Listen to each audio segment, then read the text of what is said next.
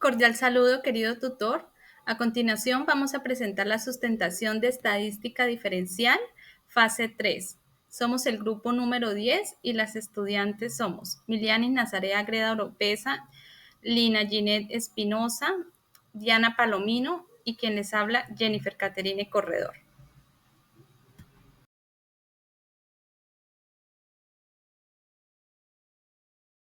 Buen día, mi nombre es Diana Palomino y hoy les voy a hablar de la distribución de probabilidad hipergeométrica. La distribución hipergeométrica es una forma de calcular probabilidades en situaciones donde seleccionamos elementos de un grupo finito que modela el número de éxitos, en este caso representados con la letra K.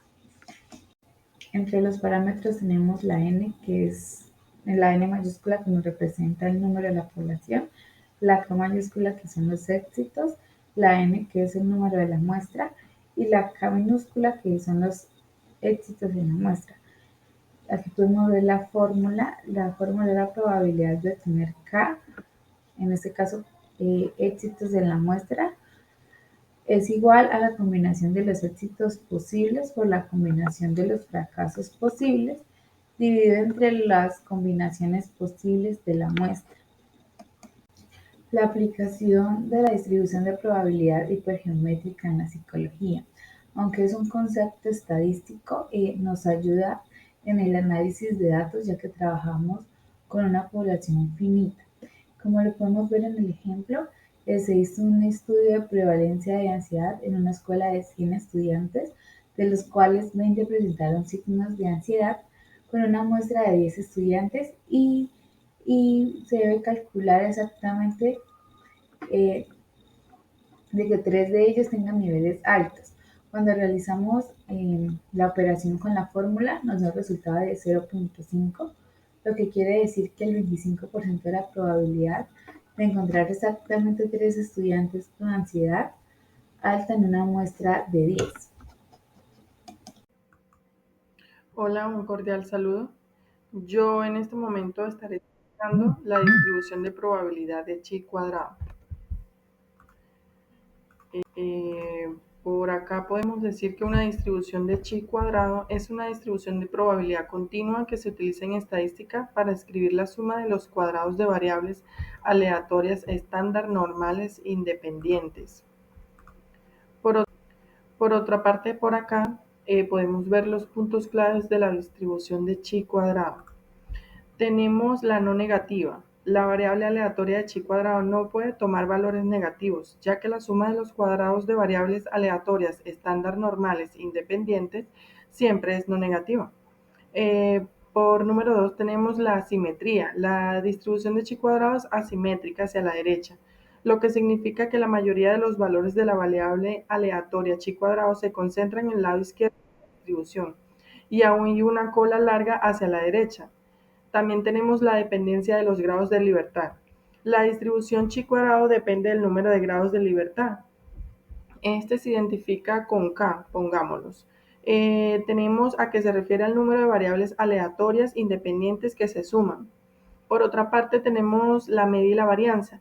La media de la distribución chi cuadrado es igual al número de grados de libertad, que es la K, y la varianza es igual a 2K. Por otra parte, tenemos la forma de la distribución. La forma de la distribución de chi cuadrado cambia según el número de grados de libertad. Cuando K es pequeño, la distribución es muy asimétrica y tiene una cola larga hacia la derecha. A medida que K aumenta, la distribución se vuelve más asimétrica y se acerca a una distribución normal. Por otra parte, tenemos la relación con la distribución normal. La distribución chi cuadrado está relacionada con la distribución normal, ya que se define como la suma de los cuadrados de variables aleatorias estándar normales independientes. Esto significa que la distribución chi cuadrado se puede utilizar para realizar pruebas de hipótesis sobre la varianza de una población normal. Pasamos página y por acá tenemos un ejemplo de distribución de chi cuadrado, ¿cierto? En este ejemplo podemos explicar que el chi cuadrado con k es igual a 1. La distribución de chi cuadrado con k igual a 1 o k igual a 2 es una curva en forma de J invertida como podemos ver acá. Esto significa que la curva comienza alta en el valor 0 y luego desciende rápidamente a medida que el valor de chi cuadrado aumenta. La curva es asimétrica y tiene una cola larga hacia la derecha. La mayoría de los chi cuadrados se concentran cerca de 0, lo que indica que hay una alta probabilidad de que chi cuadrado sea cercano a 0. A medida que chi cuadrado aumenta, la probabilidad disminuye rápidamente. Por último, en resumen, les puedo decir que la distribución chi cuadrado es una herramienta estadística fundamental que se utiliza para analizar y probar hipótesis sobre las variables aleatorias. Su importancia en la estadística, la flexibilidad, la relación con la distribución normal y las aplicaciones prácticas la hacen una herramienta valiosa para los estadísticos y los investigadores. Esto es todo en este momento. Muchísimas gracias por la atención. Cordial saludo, querido tutor. Mi exposición se trata sobre la prueba de hipótesis de una cola. ¿Qué es una prueba de hipótesis? Bueno, una prueba de hipótesis es un método estadístico que nos ayuda a decidir con base a los datos de una muestra si una afirmación sobre una población puede aceptarse o se puede rechazar. Siempre trabajamos con dos hipótesis, que es la nula, que nos representa la igualdad, y la alternativa, que representa el cambio o la diferencia que queremos comprobar como tal. Bueno, a continuación podemos ver la diferencia entre dos colas y una cola, y se puede ver en la imagen un ejemplo como tal. Pues la de dos colas se utiliza cuando queremos comprobar si un valor es diferente, ya sea mayor o menor. Por ejemplo, si el promedio de horas de sueño es diferente a 8. Y la de una cola se utiliza cuando solo nos interesa una dirección, que el promedio sea mayor o que sea menor. Por ejemplo, si el promedio de horas de sueño es menor a 8. Pero en la próxima presentación mi compañera les realizará la explicación como tal. Bueno, y la estructura de una prueba de una cola. Entonces, entre ellas encontramos lo que es plantear la hipótesis, que la hipótesis se anula siempre, que plantea como tal la igualdad, mientras que la alternativa indica mayor o menor. La segunda es elegir el nivel de significancia, que normalmente es 0.05. La tercera, calcular el estadístico de la prueba como Z o T. La cuarta que encontramos es definir la región crítica, que está en un solo extremo de la distribución, a la derecha o a la izquierda.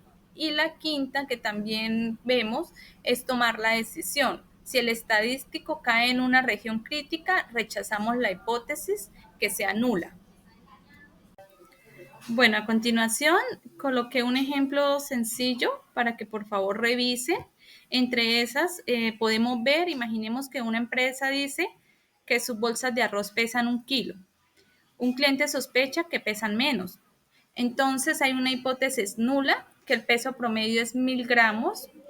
La hipótesis alternativa, que sería que el peso del promedio es menor a 1000 gramos. Ya se toma una muestra y si el promedio de 990 gramos, se calcula el estadístico y lo comparamos con la región crítica de la cola izquierda. Si cae en esa zona, rechazamos la hipótesis de la empresa y concluimos que realmente pesan menos de lo que se pensaba. Buenos días, compañeras y tutor. Hoy les voy a hablar sobre el tema de prueba de hipótesis de dos colas. Es un tema que es muy usado en la estadística para comprobar si un valor promedio es diferente al que se supone en la población. Les traigo a colación 3 objetivos importantes, que el primero es definir qué es una prueba de hipótesis de dos colas, conocer los pasos para aplicarla, aprender cómo interpretar los resultados. Primero, la prueba de hipótesis de dos colas es un procedimiento estadístico que se usa para comprobar si un parámetro poblacional, por ejemplo, la media o la proporción, es diferente a un valor específico sin importar si la diferencia es hacia arriba o es hacia abajo. Se llama hipótesis de dos colas, pues porque se considera ambas posibilidades. Una, que el parámetro sea mayor al valor hipotético, y dos, que el parámetro sea menor al valor hipotético. Algunos conceptos claves es pues la hipótesis nula, es lo que se quiere comprobar como que la media es igual a cierto valor. La hipótesis alternativa en dos colas dice que la media es diferente sin importar si es mayor o menor. El nivel de significancia es la probabilidad de equivocarnos al rechazar la hipótesis nula, y usamos en estadística la prueba Z o la prueba T, que es la probabilidad para el valor, es decir, si aceptamos o rechazamos la hipótesis nula. A continuación, pues indico los pasos de la prueba. Se tienen 6 pasos. El primero es plantear si la hipótesis es nula o la hipótesis alternativa. Escoger a alfa como 0.5, elegir el estadístico, pues según el caso, calcular el valor de la prueba y la probabilidad de obtener un resultado igual o más externo al observado, comprobar a alfa y concluir si rechazamos o no la hipótesis nula. También está una parte que está la decisión y errores, es cuando decimos si la probabilidad de obtener el resultado es igual o más externo al observado, el valor menor que alfa, o rechazamos pues la hipótesis nula. Si es mayor, no la rechazamos. También pues existen 2 errores. Primer tipo de error, que es error tipo 1, rechaza hipótesis nula cuando era verdadera. Y error tipo 2, no rechaza hipótesis nula cuando en realidad sí habla de diferencia. También hablamos de algunos supuestos. Estas pruebas funcionan bien si las observaciones son independientes, para Z la muestra es grande o la población es normal, y para T la población es normal, sobre todo si la muestra es pequeña. También tenemos la interpretación P del valor, que dice que cuando probable obtener un resultado tan extremo si la hipótesis nula fuera cierta, y no mide el tamaño del defecto porque se recomienda también reportar intervalos de confianza.